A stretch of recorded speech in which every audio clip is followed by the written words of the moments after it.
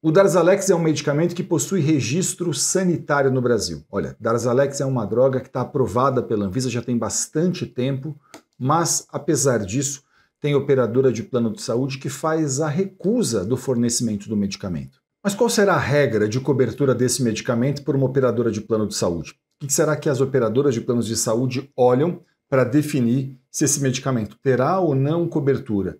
E será que isso, no final de contas, guarda a relação exata com a lei dos planos de saúde? Será que tem algum descompasso entre o que elas olham dentro da regra da ANS e aquilo que diz propriamente a lei dos planos de saúde? Eu sou Elton Fernandes, eu sou advogado especialista em plano de saúde, professor de pós-graduação em importantes instituições da área e autor de livro jurídico.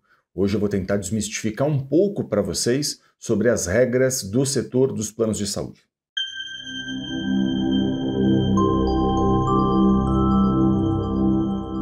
Olha, esse medicamento é um medicamento de uso ambulatorial para o tratamento do câncer. E nessa situação especificamente, a regra da ANS entende que ele tem cobertura automática e obrigatória pela operadora de plano de saúde, sempre que a prescrição do médico estiver em acordo com a bula autorizada pela Anvisa, aprovada pela Anvisa no Brasil. Então, vou repetir a regra para vocês. O que entende a ANS nesses casos desse medicamento especificamente é que se a prescrição médica foi feita exatamente em acordo com a bula, a cobertura pela operadora de plano de saúde deve ser obrigatória, ok? Isso é o que entende a regra da ANS. E, portanto, em que situações a operadora de plano de saúde costuma recusar esse tipo de tratamento? Ela costuma recusar esse tipo de tratamento naquelas situações, então, em que a indicação do médico não está estritamente em acordo com a bula. E aí alguém pode me dizer assim, mas por que o médico faria uma indicação que não está em acordo com a bula? Isso é absolutamente natural. Por quê? Porque muitas das vezes esse médico, por exemplo, ele participa de congresso, ele participa de palestras, ele participa até ativamente, por exemplo, da leitura de estudos científicos, e esse profissional ele pode ver, por exemplo, que novos estudos já indicam esse tratamento ao caso específico de um beneficiário. E aí ele faz o quê? Ele, se aproveitando desse conhecimento que a ciência já concedeu a ele se apoderando desse conhecimento, então, ele às vezes viu um congresso da ASCO nos Estados Unidos, que é o maior congresso de todo o mundo, oncológico, né, o maior congresso oncológico de todo o mundo, ele pode ir lá e fazer o quê, então? Ele pode ir lá e falar assim, vou fazer a prescrição a esse paciente, mesmo não estando em acordo com a bula autorizada pela Anvisa. Isso é um erro? Em hipótese alguma. Se ele está se baseando na ciência, não tem erro nenhum da parte do profissional. Um médico não se pauta propriamente pela bula aprovada pela Anvisa. Ele se pauta pela ciência, ele se guia por esses indicadores todos que a ciência baliza ele. E aí, claro, uma vez que eles tenha feito a indicação, fora dessas condições que estão na bula, a operadora de plano de saúde costuma classificar isso como um tratamento experimental.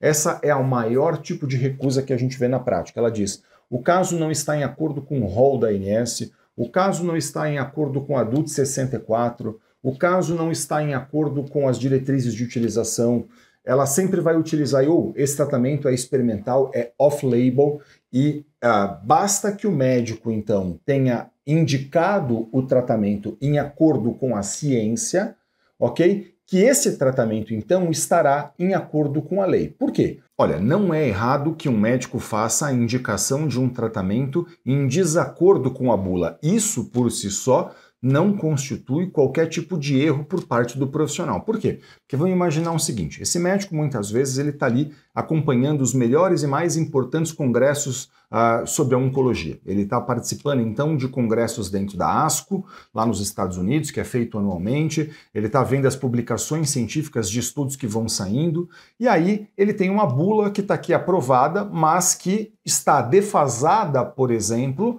né, à luz do que a ciência já produziu, à luz daquilo que a ciência já está indicando. O que ele faz? Veja, o médico se pauta pela ciência, é isso que ele tem que fazer. Esse é o cotidiano do exercício da profissão dele. Então, nesse caso, é muito comum que o médico faça a indicação desse tratamento. É muito comum que ele olhe para esses estudos científicos e faça a indicação que, nesse momento, está até em desacordo com a bula aprovada pela Anvisa, mas está em acordo com a ciência. Está em acordo, então, com tudo aquilo que a ciência está dizendo para ele.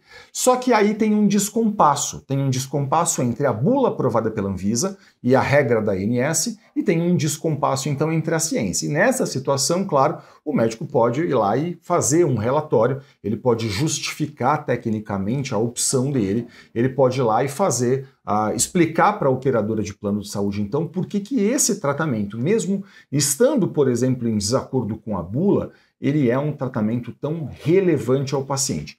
Essa é a maior razão pela qual a gente vê no cotidiano, no exercício da profissão, eu vejo as operadoras de planos de saúde recusando. Então, o que muitas vezes acontece é que a operadora de plano de saúde, ela diferencia o que é off-label daquilo que ela, ou melhor, ela não diferencia o que é off-label do que é experimental. Ela trata como se tudo fosse a mesma coisa. Off-label é o que não está em acordo com a bula. Experimental, no final de contas, não tem nada a ver com a bula. Experimental, a gente deve classificar isso apenas como aqueles tratamentos que não têm lastro técnico-científico. O fato de não estar na bula não faz com que um tratamento possa ser considerado experimental. E, portanto, essa regra da ANS dizendo que, estando fora da bula, a operadora de plano de saúde, ela não teria, então, em tese, a obrigação de fazer o custeio, ela está incorrendo numa afronta à lei. Né? Essa regra da ANS, ela é uma regra hierarquicamente inferior à lei. E sempre que houver uma contrariedade entre a regra da ANS e a lei, vale o que na prática? Vale a lei e não a regra da ANS. Nessa situação, um advogado especialista em plano de saúde vai poder analisar o seu caso e ele vai poder, então, a partir dessa análise, entender o seguinte: se está em acordo com a regra da ANS, ele pode, ele mesmo, inclusive, ajudar você a formalizar a reclamação dentro da ANS. Essa é uma prerrogativa que o advogado tem, que esse profissional possui. E aí, claro, se não estiver em acordo com a regra da ANS, ele vai ter que entender o caso, analisar se é, por exemplo, a situação de mover eventualmente uma ação judicial contra esse plano de saúde, a fim de buscar no Poder Judiciário a cobertura desse tipo de tratamento. Okay? Então, essa é uma possibilidade que o advogado possui. E claro, você deve estar perguntando, mas será que se eu tiver, por exemplo, que mover uma ação, como é que isso funciona? Né? Como é que seria isso na prática? Isso não vai levar muito tempo? Deixa eu explicar um pouquinho para vocês essa questão. Olha, a ação judicial é um procedimento. Esse procedimento, por exemplo, ele pode ser feito com um pedido de liminar. O que é um pedido de liminar? Né? Um pedido de liminar é um requerimento que você faz a um juiz pedindo que ele determine desde logo, desde o começo do processo, o fornecimento do tratamento que aquela pessoa precisa. Então, por exemplo, se você demonstra para um juiz que existe um direito e uma urgência, o que o juiz pode fazer? Ele pode determinar desde logo o fornecimento daquilo que você está fazendo o pedido. Então, ele olha para o caso, ele sabe que um processo vai ser longo, e bem porque o juiz sabe que um processo vai ser longo, muitas vezes ele vai poder dizer o quê? Olha, estou entendendo que nesse caso, esse beneficiário aqui ele não pode esperar o final do processo para poder usufruir desse direito. Então, entendendo que existe direito e que existe urgência, ele pode, então, determinar essa liminar. Ele pode conceder essa ordem liminar a fim de que a pessoa possa usufruir desse direito logo no começo do processo. Ele pode fazer isso a qualquer momento, né, a qualquer momento da ação judicial, mas é mais comum, por exemplo, que haja essa análise desde logo, desde o começo, a fim de que, demonstrando que existe direito, demonstrando que existe urgência, que seu caso está em acordo com a lei, que o relatório médico faz a indicação clara de que há uma urgência, de que o caso está em acordo com a ciência, por exemplo, ele possa, então, fazer a determinação disso. E note, esse processo hoje, em todo o Brasil, é inteiramente eletrônico. Então, assim, do Oiapoque ao Chuí, não importa onde você esteja, um processo judicial é inteiramente eletrônico. Imagina que você mora na cidade de São Paulo e você vai conversar com um advogado de São Paulo. Esse profissional vai mover uma ação judicial eletrônica. Hoje existem até audiências que são feitas de forma eletrônica, embora nesses processos especificamente que envolvem plano de saúde, é incomum que haja a necessidade de uma audiência. Pode haver a necessidade de outras questões, outras provas dentro do processo, mas audiência, participação de audiência, não. Em geral, isso não é feito, mas, claro, é sempre muito importante que você converse com um profissional especialista em plano de saúde, a fim de que esse profissional possa analisar as particularidades do seu caso, entender se cabe ou não, qual o caminho vai percorrer, se entender que cabe, e esse profissional vai poder orientar você em acordo com as especificidades do seu caso. Você vai poder dizer para mim eventualmente, mas eu não conheço ninguém que seja especialista nisso. Veja, deixa eu falar uma coisa para vocês.